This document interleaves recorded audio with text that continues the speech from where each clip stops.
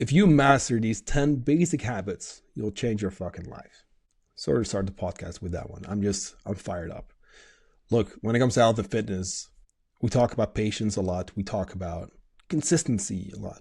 But let's not overcomplicate it either, because it's actually really, really simple. I know that it's not easy. Look, I have a full-time job as a coach, and I'm really fucking grateful that my full-time job is literally getting people healthy, helping them live longer, being happier, like being a better role model for your kids. Like, it's literally the best shit. Like, I love this stuff so much. So if you hear me swear sometimes, it's just out of passion. Excuse me. It's just out of passion. It's just how I talk. But like, I'm just fired up right now. I just had a great week full of check-ins, full of just people killing it. It's November 21st at the time of this recording, and people are dropping weight. Like, this time of year is really cool because we've seen consistent fat loss. And now we're going to go up again in food, right? We bring them back up. Christmas time is not for dieting. The holiday season is not for dieting. We're going to build muscle. We're going to fuel the metabolism. We're going to get you feeling great. And you know what? We're not going to regain all of that weight over Christmas because we practice the habits. We practice the basic shit.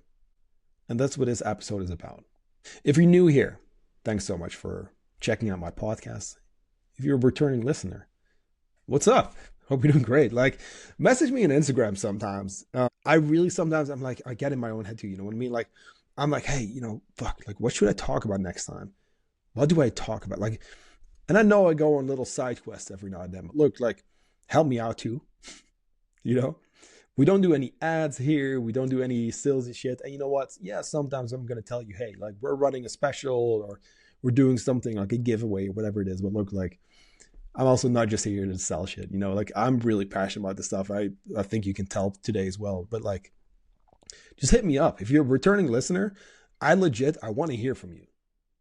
I'm going to challenge you here because I know not everyone loves. Here's the funny thing too about social media. People forget that the word social is in the word social media. It's called social media, right? I want to chat with you, So if you are a returning listener, message me on Instagram. The link is in the show notes. You can reach out there. And by the way, too, if you're new here and you have a few follow-up questions about the 10 habits that we'll discuss today, hit me up too. I'm just happy to have you. You know what I mean? I'm happy to help. Because I know, especially around that holiday season, people tend to overthink things. And I know you're already looking at December and thinking like, oh, shit, it's going to happen again. It's going to happen again. It doesn't have to happen again. Mind you, like, if you're just getting started, let's just focus on habit building. Even if you don't track a single fucking calorie or macro, even if you don't do any of that, I'm going to tell you this, if you hit 3 of the habits we'll discuss today consistently for the rest of the year, you're going to see progress. You're going to see results. Now, it might not be, a 10 to 20 pound fat loss result. It might not be pounds of muscle, but it's going to be consistency. It's going to be you feeling really fucking good because you're doing things that are great for your body, your mind, and everything else. So let's dive in. I'm fired up today. So, okay, the 10 habits. And mind you, these are not, this is not an exclusive list, whatever. Like, these are just some of the most important ones. But if you master them, things are going to change because your body doesn't need another diet. Stop doing these crazy diets, first of all. Stop doing these crazy diets. Shit doesn't work, period. You've tried all of them. You've tried keto, you've tried low carb, you've tried intermittent fasting, carnivore, you've tried all the meal replacement shakes. I literally can't believe that shit's still around. It still pisses me off. And if you've been listening to this podcast, you know that I don't love those. You might think now that peptides is the next thing. You might think that you need all the supplements. Look, you don't. You really don't. You need habits. You need consistent habits. You need little daily wins to stack up. And by the way, it takes a while to create a new habit too. The average, based on research, is about 66 days. But it's a range of 18 days up to 258 or so. So anywhere from a few weeks to months, right? Now, I don't really care about how long it's supposed to take because look, like, we can say 6 months or 3 months or whatever type of days, amount of days. It's not about that. How many of those days did you do the thing? That's what it's about. Habit number one is protein. You want to have 30 to 40 grams of protein per meal. It's really not that hard, guys. It really isn't. And if you do have a hard time with this, you DM me the word protein on Instagram and I'll send you the most inclusive protein cheat sheet I've ever seen myself. That's why I created it. And it's also number one on Google. You want to check this one out. Like if you struggle with protein, you're going to DM me protein on Instagram and you'll get my free protein cheat sheet. By the way, too, like once you do that, when you do that, let me know too that you're coming in from the podcast. Protein is going to help you build muscle. And there's only two things, by the way, that spike muscle protein synthesis. That's just a fancy word for like that muscle building process. First of all, training. Second is protein. That's why I actually want you to look at protein per meal instead of like your daily intake. Because by the way, to hit your daily intake, you need to hit your meals with a certain amount. But 30 to 40 grams of protein per meal is going to cover it for most people listening. It's going to keep you nice and full, by the way. Protein is the most satiating macronutrient, but it's also going to help you build muscle and keep muscle. When you're in the fat loss phase, it's not just about weight going down. You want to keep your muscle while losing fat. That protein is going to help. It's also essential, by the way. Like your body needs protein to function optimally. Second habit is going to be your daily step count. Based on research, 7,500 is going to cover the health benefits, the longevity benefits. You can literally lower the risk of all-cause mortality by just walking more. And there's a really cool study on this. I've talked about it a lot, but per 1,000 steps, that risk of all-cause mortality, which is a fancy term for risk of disease of all cause, basically, goes down significantly. So start with 7,500 as your goal and maybe bring it up to 8, 9, 10, maybe a bit more if you can, if you're in the fat loss phase. But walk, move, like make sure to move, right? Like your body needs that. We're made to move. We're not made to sit still all the time. And I know, like, even for me, look, I also work a sedentary job. You know what I mean? I'm sitting here in my little office most days, long hours. I also got to make a point of hitting those walks. But when I do so, I feel better every single time. As a little bonus, by the way, if you get a morning walk in with a bit of sunlight, you're going to support your circadian rhythm too. And we'll talk about sleep in a sec. Habit 3 is weightlifting. Training 3 to 5 times a week. And I'm saying 3 to 5 times because if you're busy, even 3 times per week is pretty solid. You just do push-pull legs or maybe even 3 full body workouts. You're going to be able to build muscle then. But I'm not talking cardio here. I'm talking weightlifting. And I'm also not talking about your HIIT classes or the jumping up and down with a light dumbbell. No, I'm talking a traditional like bodybuilding type of training program. And no, I don't mean like the bodybuilding as in like you're going to get on stage. I mean the stuff you see at a normal Globo gym, let's say, right? You're going to have a program that's the same every single week.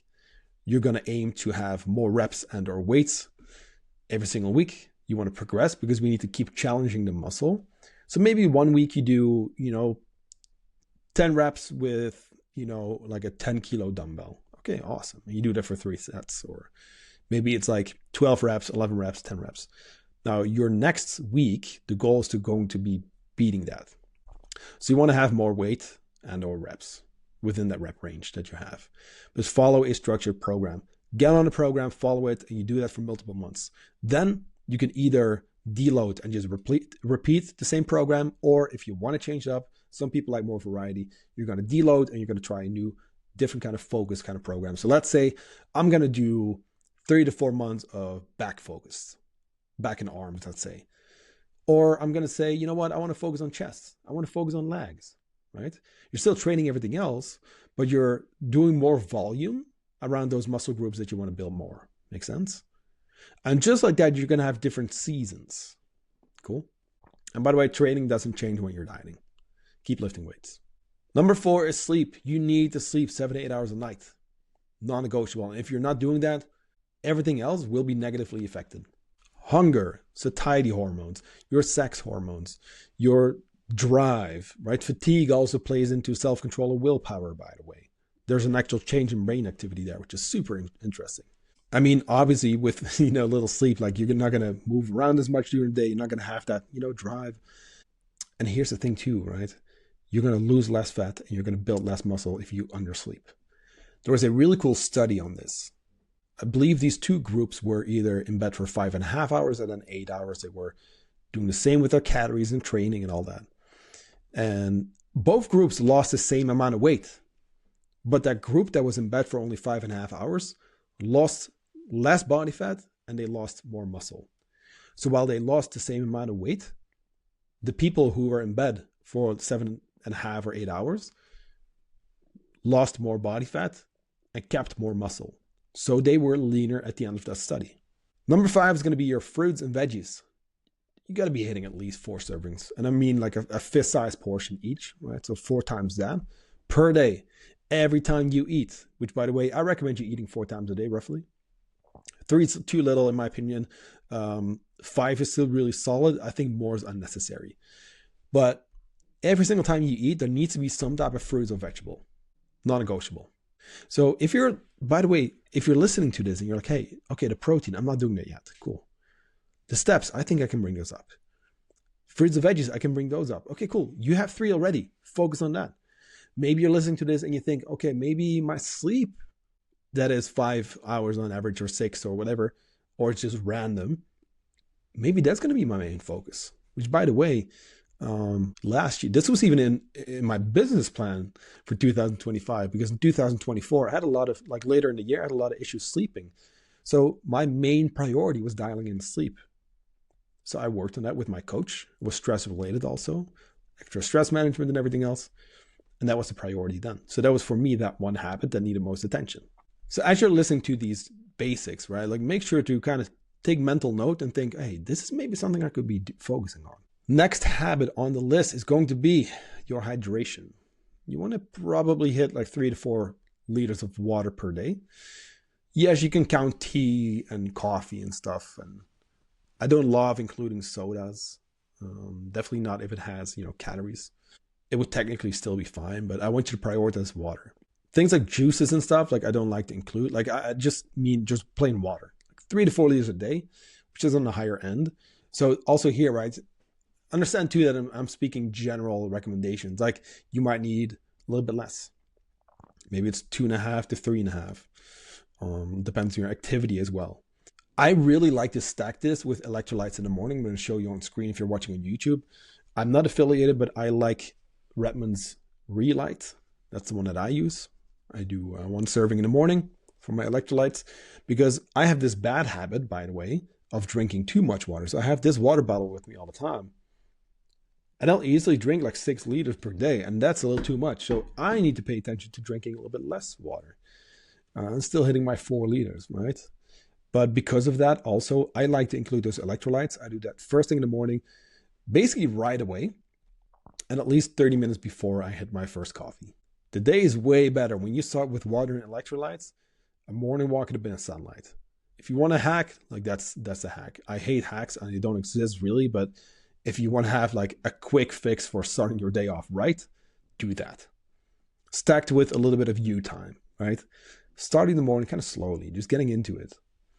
Next one on the list is number 7. This one is huge. Planning your week on Sundays. I know you're busy, but your busyness is not a fucking surprise. You know it's busy. You know it's going to be busy next week. You know it's going to be busy the week after. And no, the stars are not going to somehow align all of a sudden and give you hours in your day extra to do whatever. No, you're busy. You got your job. You got the kids to take care of. Maybe you don't have kids, but you have so many other things to take care of, right? Life is busy. I get that. Life is stressful. I understand that. Same thing for me. You know what I mean? I'm also busy running around and a lot of things I got to take care of. And I still have my real life and try to build this business. Like, I get it. But look, and when I say this too, like, don't get me wrong. I understand you're super busy, right? I am also super busy. And the same thing goes for me. When I say, hey, next week being busy is not a fucking surprise. Like, the same thing goes for me. I know it's going to be busy next week. I know it's going to be busy the week after. And I know it's not going to change. If anything, we're going to get more busy, or at least for me, I know I'm going to be more busy. Here's the cool thing though, because I do more planning, I have more routines, I have more systems in place, I get more done. And that's what I want you to look at. Plan your week on Sunday. Sit down, just look ahead. Like, okay, so I got my week coming up. You know what? Nothing special. Actually, no, I see Saturday we have that Christmas dinner planned. Okay, cool. So I know it's Saturday I'm going to have the Christmas dinner. Okay, cool. So what do I need to do during the day? You know what? I'm going to have my normal meals. I'm going to maybe go a little bit lower on fat during the week, but I'm going to, stick with my general meals, not going in hungry, those kind of things. Okay, cool. Oh, I know actually Wednesday I'm flying somewhere for work. I know that I'm not going to be able to get my regular meals in, but let me at least plan for that breakfast to be solid before I leave. Let me already decide what I'm going to bring with me. Maybe a solid, like a protein bar, a piece of fruit for the flight. And you know what? We're going to be staying at this hotel. Let me actually check if in that area we can find some good food. Those things. It goes a long way just to look at your week, honestly. Because if you know what days you're going to work out, you can plan for it. If you know what meals you're going to have, you don't even have to think about nutrition anymore. If I can give you the biggest tip for sticking to your nutrition, is just to plan your meals at a time. I do this on Saturdays, by the way, or at least for my meals. So Saturday, I review my meal plan. And then on Saturday, I go shopping for the whole week. I do a meal prep on Sunday. Then I just execute. Because like I said, I'm also super busy. So what do we need to do? We need to create systems. We need to create routines. We need to get more efficient with our time. We need to get more done with less time needed. And it all starts with planning. Number 8. We're getting there. Cutting caffeine after 2 p.m. After 2 in the afternoon, you shouldn't be drinking caffeine anymore. Now, people are going to metabolize caffeine slightly differently, but the half-life, it's going to play into like your sleep. If we think of like 8 hours, for example, right? Okay, I want to be in bed at 10. Okay, or I want to fall asleep at 10. Well, you really shouldn't be drinking coffee at 3 to 4 then. This one is big for my people who are doing the evening workouts. I know you're slamming those energy drinks because you think that's your pre-workout, but look, like your sleep's going to suck. And if you keep drinking caffeine in the evening, it's not performance enhancing anymore. It's actually hindering your recovery because your sleep quality sucks. Even if you fall asleep on caffeine, your sleep quality is going to suck. And then long term, you're actually making your performance worse because you're not recovering well. I would even say, hey, you know what? For your coffees, stick to 2 to 3 cups a day. You don't need more. And if it's more, it might be worth actually going off of it for a bit. I've done this many times over the years. I give myself 30 days of no caffeine at all, 0 caffeine. And afterwards, I'll reintroduce, but I'll slowly kind of bring it back. Number 9 out of 10. Daily journaling for self-reflection. I swear by my journal. There's 2 things that I've been doing almost every single day for the last years. And that is reading, and if you're watching on YouTube, it's reading 1 page of The Daily Stoic by Ryan Holiday every single morning. 1 page, that's it. This is my 3rd time reading his book. And then I'll write in my journal. If you're new to journaling, just start by writing down 3 things you're grateful for. If you want to expand on that, maybe do 3 things you're grateful for. I am statement, like an affirmation, right? If you struggle with something, maybe self-belief, or really whatever it is, if you kind of get in your own head. Try affirmations. You could stack that I am statement with an I will statement. So this one's funny. Like for a period of time, I was getting in my own head and I was thinking to myself, no one likes my content. My podcast is not good enough. I'm not a good storyteller. I'm not a good content creator. So I was writing down, this is years ago now, but I wrote down, I am a good content creator every single day, right? I would do my 3 gratitude statements. I would write down, I'm a great coach and content creator. And then my I will statement is kind of like, so you want that I will statement to relate to your I am statement. So if you say, hey, I am blah, blah, blah, then the I will statement is the actions you will take today to prove yourself that you are that person. Because here's the cool thing. If you're trying to achieve this identity, the 2.0 version of you, you might not be there yet, but you can still do the same things. So I would tell myself, I am a good content creator and coach. And I will let my passions shine through my content today or blah, blah, blah. Or I will write 3 new posts a day. It's just a silly example maybe, but like you get it. Gratitude statements, I am statement, I will statement. And then what I like to do usually is I'll usually give myself maybe a month or so, or like a monthly theme, or I have a word that I pick for the year that I usually throw in there too. But a statement or just something I want to repeat, because here's the cool thing, guys. This sounds maybe a little woo-woo, but it's fucking like it works. You can speak things in a truth. You can already act like the person you're trying to become. And all you need to do is just write it down. Or speak to yourself in the mirror. Talk to yourself when you're walking. I know these things kind of sound weird, but you can speak things in a truth by telling yourself who you are, by telling yourself that you can do this. It works. I'll just speak for myself, but well, myself and my clients, because they do it too. But do some type of daily journaling practice, because look, here's another thing. I do it twice a day. I do it in the morning to kind of set the tone, to-do list, all those kind of things. And then at the end of the day, I'll review and I'll kind of see, hey, did I show up as the best version of myself? And you can call it with your own questions. Did I get the things done that I said I would? Did I do the thing, right? Did did my actions reflect my goals? That's a big one. What's my effort like? Why do I think a daily journaling practice is key? Because I tell my clients to, look, my clients check in with me every single week. I tell them, like, don't wait for the check-in. Like, do a check-in with yourself. Because if, let's say we have a bad day, we can keep ourselves from spiraling and that bad day to turn into a bad week by catching ourselves, by interrupting the pattern, by stopping ourselves and say, hey, actually yesterday I caught myself. Now I can do better today. This is how you improve daily reflection. And then lastly, number 10, I kind of already talked about it, but morning walks and sunlight. Yes, get your steps in, but like if you really want to improve your sleep and just overall how you feel in the morning, do a bit of a morning walk. Even 10, 20 minutes goes a long way. Trying to get some sunlight in.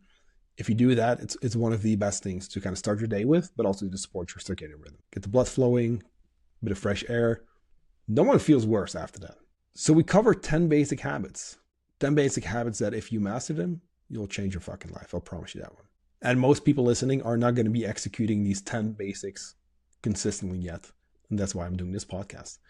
So I'm going to recap that whole list one more time. And I want you to pick 1, 2, or 3 habits that you will focus on for the rest of the year. Cool? And maybe even longer. If it takes longer to build that habit, cool, stick with it. Give yourself a checklist, get after it. Cool? And if you want to learn more about habit building, I really recommend the book Atomic Habits. I feel like most people have read it now, but like it's a really solid one. Check it out if you haven't.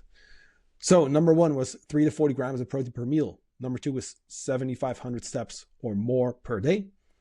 Training 3 to 5 times weekly. Weight training, we talked about that. Number 4 is sleeping 7 to 8 hours every single night. No screens before bedtime. Consistent sleep and wake times. Number 5 was your 4 servings of fruits and veggies per day. Number 6 is 3 to 4 liters of water, maybe electrolytes in the morning. Number 7 is planning your week on Sundays. Out of all of these, like I really think this should be number 1 priority because that keeps you in check together with the journaling. Now, number 8 was cutting caffeine after 2. Number 9 was journaling for self-reflection. And number 10 was morning walks and morning sunlight. I hope this was helpful. Thanks again for listening once again. Of course, if you're new here, hit me up on Instagram. Like I said in the beginning, if you're a returning listener, like I want to hear from you, hit me up. The link is in the show notes. I'll talk to you next week.